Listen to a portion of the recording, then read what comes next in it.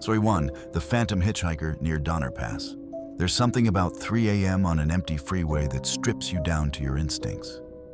Especially near Donner Pass, where the fog doesn't move, it waits. I was making a solo drive from Reno back to Sacramento, a route I'd taken dozens of times. But that night, the road felt unfamiliar, as if something ancient had cracked the map wide open. The Sierra Nevada was cloaked in cold mist, the kind that dims your high beams and chills your bones. I had just passed the sign for Emigrant Gap when I saw her. Thumb out, barefoot, wearing a white sundress in near freezing temps. Every sensible nerve in me said drive on. But something, maybe the way her head was slightly bowed or how she didn't seem the least bit fazed by the cold, made me pull over. She didn't say a word when she climbed in. Her skin was pale, not just from the cold, but that damp, deathly pale. She held her hands in her lap like a kid on her way to church. I tried to spark small talk, asking where she was headed, but she just murmured, "Home." I asked where home was. She pointed ahead. No town, no exit, just a stretch of cracked asphalt and mist. My chest tightened. The temperature dropped 10 degrees inside the car. My breath fogged. She still hadn't looked me in the eye. That's when the radio crackled. No music, no DJ, just static with short bursts of whispering. I turned it off, but the whispers didn't stop. They were in the back seat now. I looked in the rear view. She wasn't there. I slammed the brakes. Empty passenger seat. Door closed. No footprints. I stumbled out of the car, heart jackhammering, yelling into the dark. That's when I noticed something scratched into the inside of my windshield. It wasn't there before. Don't stop for her. No fingerprints. No damage to the glass. Just a warning etched by something cold and very real. I never drove that pass again at night. But every now and then, I check the passenger seat. Because I swear, when it's real quiet, I still hear the whisper, home. Story 2. The woman in the rear view near Alligator Alley. There are stretches of road in Florida that feel like they lead to nowhere, and none are more desolate than Alligator Alley at 3 a.m. I was heading east, past Big Cypress Preserve, returning from a night shift in Naples to visit my dad in Fort Lauderdale. My car, a beat-up Honda Accord with no ACE, hummed like it was holding itself together through willpower alone. I had the windows down, the swamp air heavy, musky, and humming with insects. No other headlights in either direction. It was just me, my coffee, and the endless black strip surrounded by wetlands. Then I saw her in my rear view. A woman sitting in my back seat. She didn't get in. I hadn't stopped. There were no gas stations, no rest stops for miles. But there she was. Long black hair clinging wetly to her cheeks, white eyes that didn't blink, lips that never moved. I swerved and almost drove into the brush. When I whipped around, the back seat was empty. I pulled over, slammed all the doors open, looked under the seats, the trunk, nothing. My hands shook as I lit a cigarette with trembling fingers. I told myself I was hallucinating. Overworked. Overtired. Back on the road, I refused to look in the rearview mirror. I even angled it away. That was a mistake. Because when I glanced at the passenger mirror instead, I saw her again. Closer. Breathing. Then the car's check engine light came on. I didn't stop. I floored it. The temperature gauge shot up. Steam hissed from under the hood. But I drove that Accord like it was a getaway car from hell. That's when the radio, which had been dead for years, turned on. Just one voice. "You left me in the dark," I screamed. Loud enough to drown out the voice, the static, the pounding in my chest. When I finally reached the lights of Weston and pulled into a 7-Eleven, I jumped out of the car and left it running. I begged the cashier to walk outside with me. He thought I was high. When we checked, the back seat was dry, clean, no signs of anyone. But etched into the fogged rear window from the inside, written by a finger I never saw, were the words, "Look again." I've never taken Alligator Alley since. I fly now, even if it's just a 2-hour drive. Story 3. The Hitchhiker with No Feet on I-70 through Kansas. The plains of Kansas are a quiet, eerie place when the world is asleep. That night, I was hauling a U-Haul solo across the country from Denver to Columbus.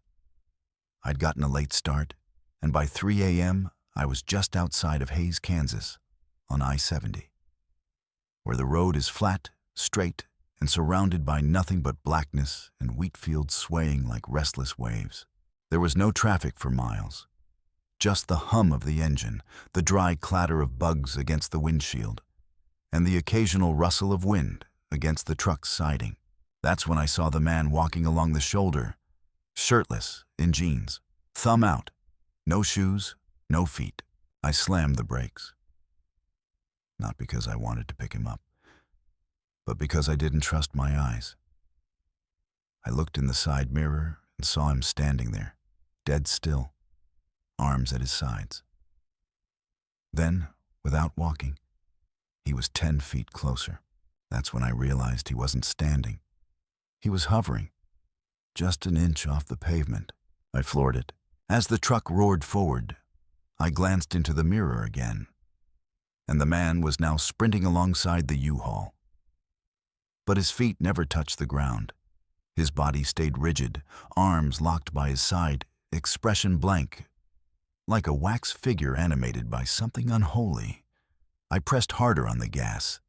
85, 90. The truck rattled like it was going to shake apart. Then he was gone, until I passed under a flickering highway lamp. For a split second, he was in front of the truck, facing away, arms reaching out like he was hitching a ride into oblivion. I swerved and nearly flipped the truck off the road. The tires caught gravel, skidded, corrected. When I looked again, the road was empty. I drove through the rest of Kansas with white knuckles and the windows sealed shut. When I reached a gas station outside of Topeka just after sunrise, I stumbled in, looking like I'd seen a corpse. The cashier barely glanced up, but when I asked, "Hey, has anyone talked about weird things on the road here?" He froze. "You mean the floating guy?" he said without blinking. "That's just the Kansas drifter. Don't stop for him. He's been dead since '86. Died right near mile marker 199. Lost his legs in a wreck and they never found his upper body. My U-Haul was parked by pump 6. Mile marker 199 was exactly 50 feet away." Story 4. The Woman with the Backward Head on Route 2, Maine. There's something unsettling about driving through the Maine wilderness at 3 a.m. An ancient, watchful quiet that clings to the dense pine forests, pressing in on both sides of the road like a tunnel through time. I was coming home from a late-night visit to my aunt's cabin in Rangeley, taking Route 2 east toward Bangor. Fog had settled thick across the road, crawling in over the Androscoggin River and wrapping around the car like fingers. My high beams caught nothing but white sheets of mist. It was like driving through a dream, and not the good kind. About 30 miles past Rumford, the road curved sharply, and I noticed a silhouette on the shoulder. A woman in a long dress, just standing there, unmoving. Her figure was stiff, unnaturally straight, like she was waiting for someone. My stomach clenched. I slowed down, out of instinct more than reason, and rolled the passenger window down slightly, squinting into the fog. That's when I saw her head. It was facing the wrong way, not turned, reversed. Her face stared directly into the woods behind her, while her body faced the road. Her hair was matted to the side of her skull, and where her mouth should have been, there was just a hole, gaping and rimmed with torn skin. Her eyes were open, but they didn't blink. They twitched, I slammed on the gas, heart racing. But no matter how fast I drove, every half mile or so, I saw her again. First on the left shoulder, then the right, then in the center of the road. Always ahead of me, never behind. Her body never moved, but her face would slowly rotate to look directly at me as I passed. I swear I could hear a voice whispering under the engine noise, something like, "Turn around, turn around." I couldn't take it anymore. I pulled over, left the engine running, and stepped out to breathe. The air was thick, suffocating. The woods were dead silent. No crickets, no wind, no rustling, just the ticking of my cooling engine. That's when I noticed something new. The tire tracks behind my car weren't mine. They came from the opposite direction and stopped exactly where I'd parked. Like someone else had pulled up here, in this exact spot, and vanished. The fog behind me thickened, and through it, I saw her again. Closer this time, still facing away, still watching me. I jumped back into the car and floored it, screaming the entire way until I saw the first sign of streetlights near Bangor. I didn't look in the rearview mirror once. I didn't even stop until I reached a Dunkin' in the middle of town and parked under a blinding halogen light. When I told a local about it the next morning, half jokingly, thinking maybe it was just exhaustion, his face went pale. "You saw the backwards lady?" Jesus, man. That's an old story from up near Mexico in Rumford. She was a hiker or something. Got lost in the 50s. Found dead with her neck twisted all the way around, like someone spun it. They say she shows up to travelers who are about to die on the road. The last part haunts me, because a week later, I learned that a car swerved off Route 2, same stretch I'd been on, and crashed into a tree. Driver broke their neck, the exact same twist, same shoulder I saw her on. And the driver's name? Jenna Carter. That's my aunt. I never told her I passed through that stretch. She'd asked me to stay the night and not drive so late. I said I'd be fine, but I was supposed to drop something off in her mailbox that night before heading out, something I left in the glove compartment. It was never found at the scene. Story 5, the pale hitchhiker of I-70 in Kansas. The prairie stretches flat and endless along I-70. The highway slicing east through Kansas like a vein. At 3 a.m., it's a different world. So empty, you start to question whether you're still connected to civilization or drifting through some ghost layer of reality. I was headed back to Denver after a wedding in St. Louis, driving alone, trying to keep myself awake with loud music and strong coffee. Somewhere past Salina, I saw her. A woman walking on the shoulder, barefoot, pale as paper under my headlights. She had no bag, no coat, just a thin white dress that clung to her like it was wet. Something in me said, "Don't stop." I gripped the wheel tighter and stared straight ahead, telling myself she was just a hallucination from the monotony of the drive. But in the rear view, she turned and raised her hand, not in a wave, but a slow, deliberate point toward the road ahead. I swallowed hard, heart racing.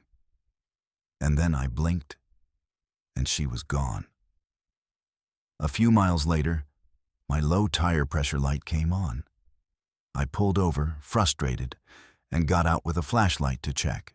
The front passenger side was flat. As I crouched beside it, I heard something behind me. Soft, like bare feet on gravel. I whipped around. Nothing. Just cornfields and blackness. Then I noticed something etched into the thin layer of dust on the back windshield. "Slow down." I hadn't written that. No one had. I stared, ice creeping up my spine, then jumped back in the car and drove another 10 miles on the spare before stopping again. At the gas station in Hayes, the clerk noticed how shaken I looked and asked if I was okay. I told him about the woman. He didn't laugh. In fact, his face went still. That stretch between Salina and Hayes Folks talk about her, he said. They say she was a hitchhiker killed by a trucker back in the 70s.